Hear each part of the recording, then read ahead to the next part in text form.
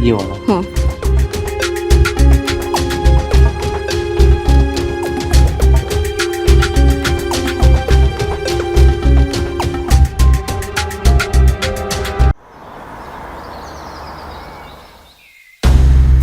नमस्कार, मैं हूं रानी चैटर्जी। क्राइम चक्र में आप सभी का स्वागत करती हूँ। समाज में कई बार मासूमियत को इस तरीके से दबाया जाता है कि अगर वो आवाज भी करती है तो किसी को उसकी आवाज सुनाई नहीं देती, और ज्यादातर इसका शिकार ऐसे लोग हो जाते हैं जो कुछ बोल पाने की हिम्मत ही खो देते हैं। ऐसे में उन्हें कोई उम्मीद की किरण नजर ही नहीं आती, लेकिन जब कोई किरण बनकर जिंदगी में आता है तो रोशनी अपने आप आ जाती है। रानी के जीवन की वो रोशनी था सुरेश। दोनों ही अच्छे दोस्त थे, क्लास के टॉपर थे और एक दूसरे की मदद करते थे, पर समाज की बुराइयां किस रूप में कहां घर कर जाए ये किसी को नहीं पता। अब सुरेश और रानी इससे कैसे बचेंगे, आइए देखते हैं। अबे सुरेश, सिगरेट पिएगा? नहीं, मैं थोड़ा जल्दी में हूँ। हाँ पता है, रानी से मिलने की जल्दी में। वो बात नहीं है, एग्जाम पास आ रहे। तेरे तो मजे है लड़के। लड़की घर बुला दी है तुझे? हाँ तो मैं स्मार्ट हूँ, तुम लोग के जैसा क्लास बंक नहीं करता हूँ। हाँ हाँ वो तो है, तभी तो सुन ली तेरी कि नहीं। देख, फालतू की बात मत कर, काम क्या है ये बता। हाँ जानता हूँ, पढ़ाई में ज़्यादा गुम मत हुआ कर, कभी किताब से नज़र हटा के लड़की के दिल में झांके कर। मेरे पास तेरे फालतू बातों के लिए कोई जवाब नहीं है। मुझे पढ़ाई के लिए लेट हो रही है, मैं जा रहा हूँ। तू अपना टाइम पास यहाँ पे करते रहे, ठीक है? बाय।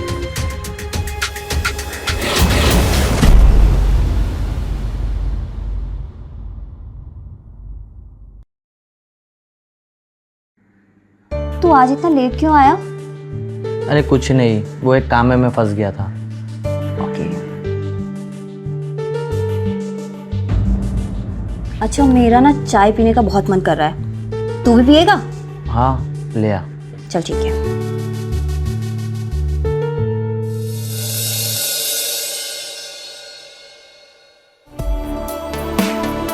सुरेश, हाँ चाय बाद में पीते हैं, अभी ना कुछ और करने का मन है।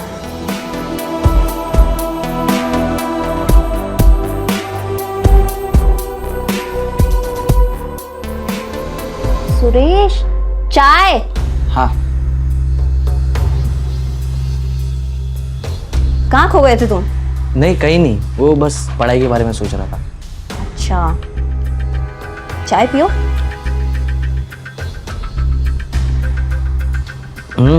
बड़ी अच्छी चाय बनाई हो। Thank you. अच्छा सुनो, हाँ मुझे ये क्वेश्चन समझ में नहीं आ रहा है, जरा समझा दोगी? हाँ। ये वाला।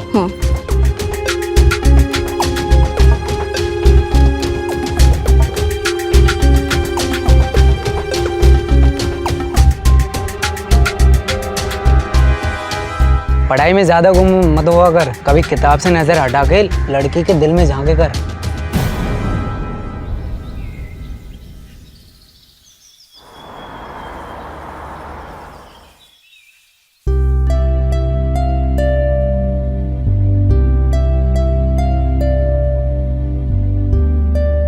दी, ये सब क्या कर रही हो?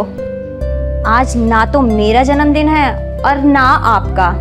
अरे तो फिर ये सब किस चीज के लिए? अरे वो जीवन अंकल आ रहे हैं ना आज। जीवन अंकल? हाँ। मेरे कोई अंकल नहीं है वो। अच्छा, अगर वो मेरे अंकल हैं और तू मेरी बहन है तो वो तेरे क्या हुए? तुम्हारे अंकल होंगे वो, मेरे कोई सगे नहीं है।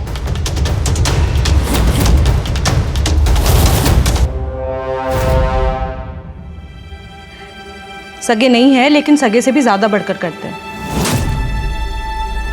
आजकल तो अपना सगा कोई इतना नहीं करता जितना वो हमारे लिए करते हैं। मुफ्त में रहने के लिए जो मिलता है उनको, होटल में रहने की हैसियत है उनकी, यहाँ सिर्फ इसलिए रहते हैं क्योंकि हमारी फिक्र करते हैं। और वैसे भी मुफ्त में नहीं रहते। क्यों? तेरे लिए इतने सारे कपड़े, मिठाइयाँ और तेरे कॉलेज की फीस और इस पूरे घर का खर्चा वही तो चलाते हैं। और तू तो जानती है कि बाबा के जाने के बाद इस पूरे घर का भार उन्होंने ही अपने कंधों पर उठा रखा है। अच्छा सुन, आज सुरेश को मना कर देना कि शाम को ना आए। अंकल जी आ रहे हैं ना? तो ये कि 2 ही दिन के लिए तो आते हैं, शाम को बैठेंगे गपशप करेंगे। पढ़ाई का क्या है, वो तो रोज की है। मुझे नहीं लगानी उनके साथ कोई गपशप। मैं चली कॉलेज, तुम बैठी रहो यहीं।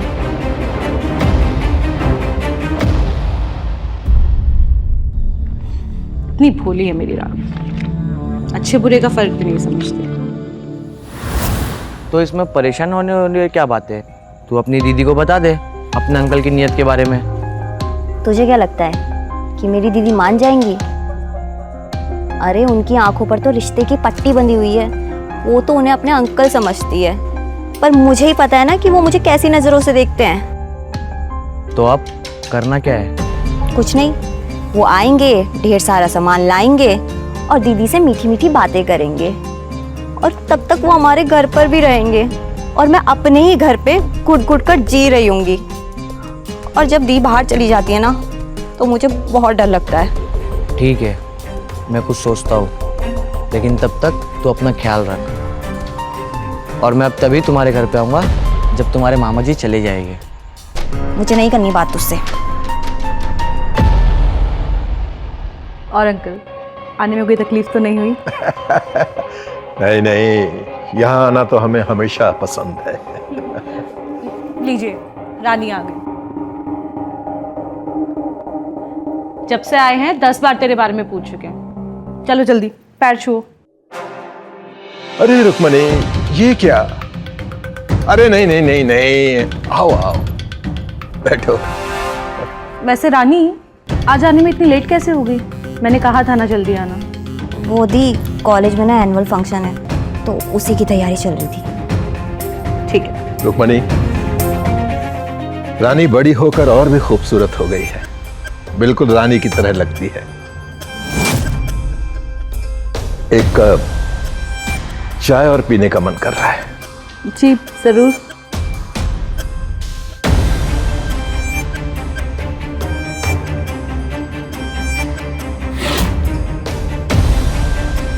और रानी, क्या क्या पढ़ाई कर रही हो कॉलेज में? तुम्हारा फेवरेट सब्जेक्ट कौन सा है? इंग्लिश और हिस्ट्री। अच्छा, और शर्मा क्यों रही हो? थोड़ा पास आओ। मैं क्या सोच रहा था, इस बार तुम्हारे समर वेकेशन पर मसूरी घूमने चलेंगे। लेकिन ना मेरा समर कैंप है, तो मैं वहीं जाऊंगी। अरे कोई बात नहीं, फिर तुम जहां कहोगी हम वहां चलेंगे। रुक्मणी, रानी बड़ी हो गई है, इसलिए अब ज्यादा शर्मा रही है। पूरे 19 की हो गई है। ये चाय पी। थक कर आई है ना? मुबारक हो।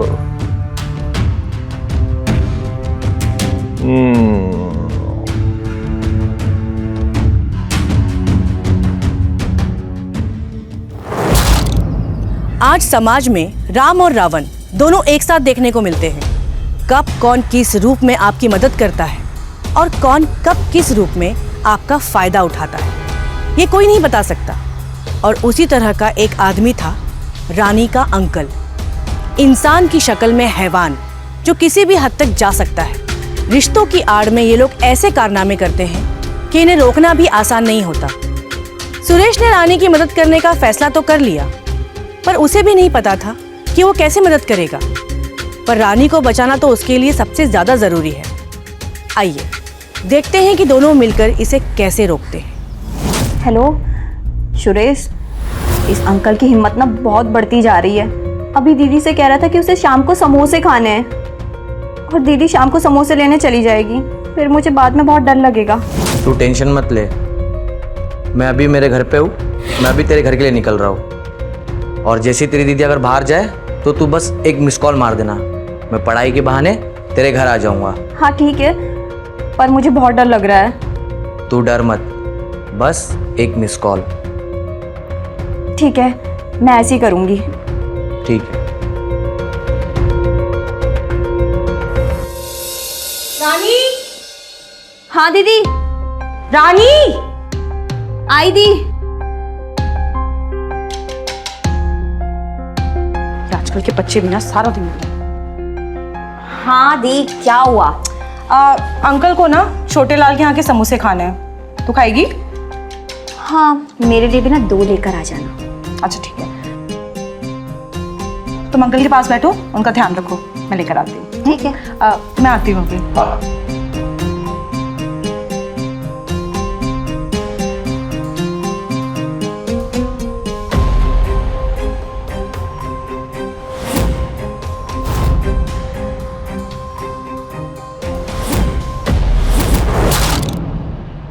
रानी, बहुत प्यास लगी है मुझे, थोड़ा पानी पिलाओगी? जी।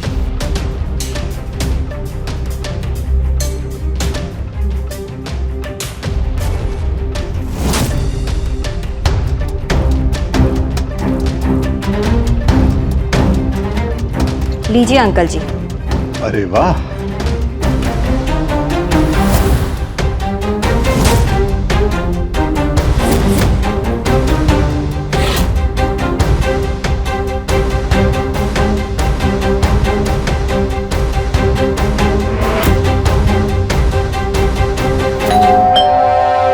अंकल जी, वो मेरा फ्रेंड आ गया है।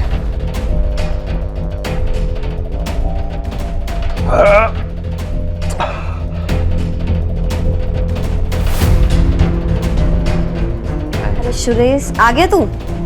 आजा। अंकल, ये मेरा क्लासमेट है। अभी ना हम दोनों पढ़ने जा रहे हैं, और अगर आपको किसी भी चीज की जरूरत हो ना तो मुझे आवाज लगा दीजिएगा, ठीक है? ठीक है। चल।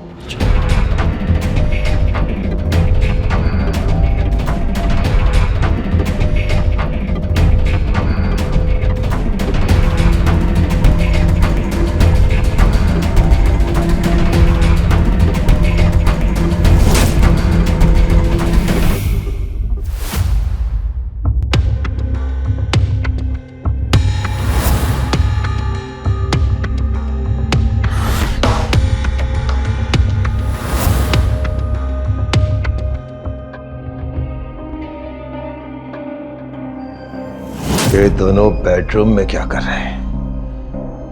देखना चाहिए।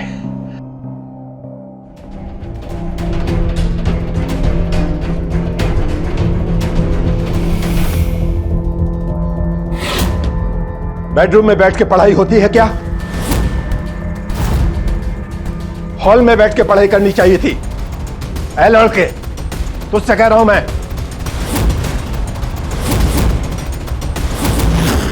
अंकल, सुरेश नाम है इसका। हाँ, जो कोई भी नाम हो, सीधा बेडरूम में घुसा चला है।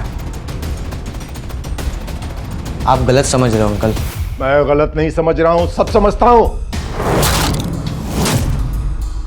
बेडरूम है, बिस्तर भी लगा हुआ है, और जवान लड़की है। शर्म नहीं आती? तेरी तो नीयत ही खराब है। नीयत तो तेरी खराब है अंकल, हमें सब पता है।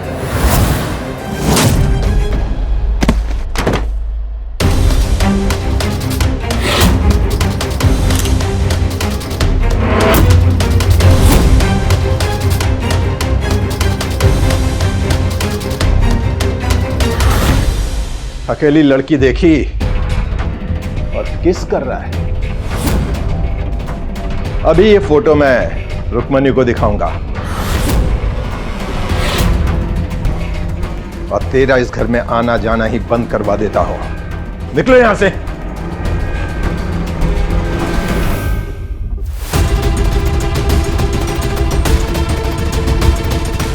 अरे रानी, मैंने मना किया था ना आज सुरेश को बुलाने के लिए। वो तो मैं बुक देने के लिए आया था। अच्छा, मैं चलता हूँ। अब आ ही गया तो समोसा खाकर जा। नहीं, मैं थोड़ा जल्दी में हूँ।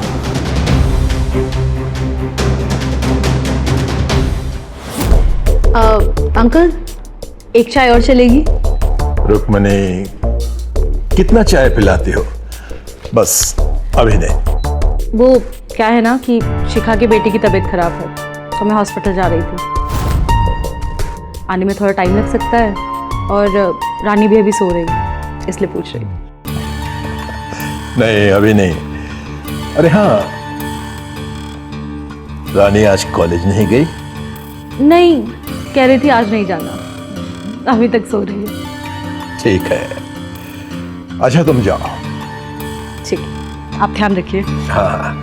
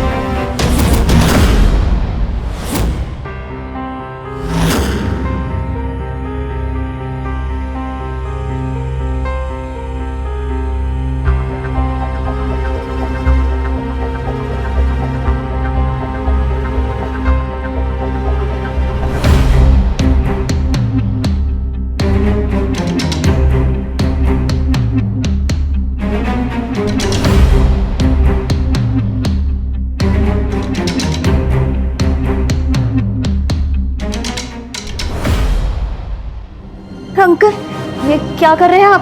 अरे अरे अरे, कुछ नहीं। देखो, घबराओ मत। हाँ? अंकल, ये गलत है। नहीं नहीं, कुछ गलत नहीं है। घबराओ मत, डरो मत। पास आओ ना, पास आ जाओ। हाँ, सब ठीक होगा। आ जाओ। ओ अंकल। कौन है बे? ओ, तो तू है। तुझे फोटो चाहिए थी ना? नहीं मिलेगी। मैं वो फोटो लेने के लिए नहीं आया। तो फिर क्या? कल जो तुमने आइडिया दिए थे मैं तो उसके लिए आया हूँ। कौन सा आइडिया? वही, जैसे आपने हमारी फोटो ली थी वैसे हमने तुम्हारी वीडियो ली है। वो देखो कैमरा।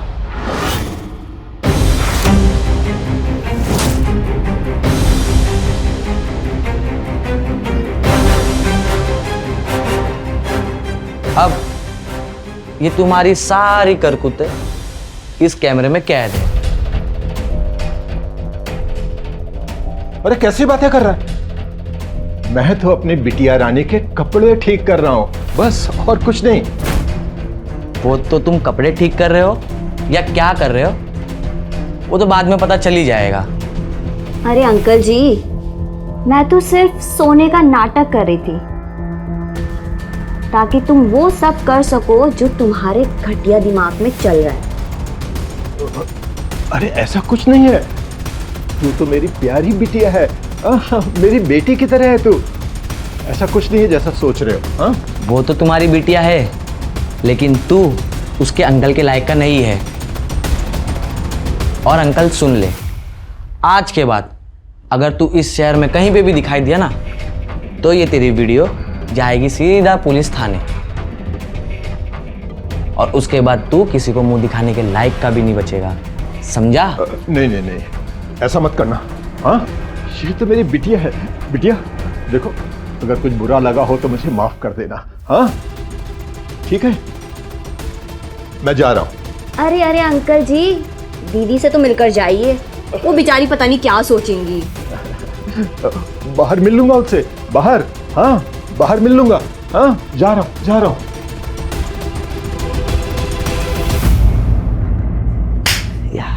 फाइनली हमने कर दिखाया। उस ठरकी अंकल को भी भगा दिया और हम भी बच गए। यस।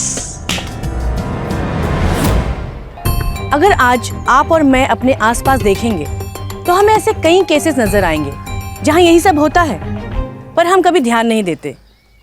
दरअसल रानी की तरह रोज हजारों लड़कियां इस तरह समाज में यौन शोषण का शिकार होती हैं। परिवार की इज्जत इन्हें कुछ बोलने नहीं देती और इसी बात का फायदा उठाकर अंकल जैसे कुछ हैवान रानी जैसी मासूमों पर अत्याचार करते हैं। अगर रानी के जीवन में सुरेश ना होता और वो सही समय पे उसे बचाने की तरकीब ना निकालता तो ना जाने ये खेल कब तक चलता रहता और कब तक रानी इस शोषण का शिकार होती रहती। शोषण सिर्फ शारीरिक तौर पर नहीं होता, किसी भी तरीके से हो सकता है। इसीलिए अपने आसपास सावधानी बरतिए और ऐसी किसी भी हरकत को रोकने का प्रयास कीजिए, क्योंकि आप और मैं मिलकर ही समाज को बेहतर बना सकते हैं। मैं रानी अब आप लोगों से विदा लेती हूँ।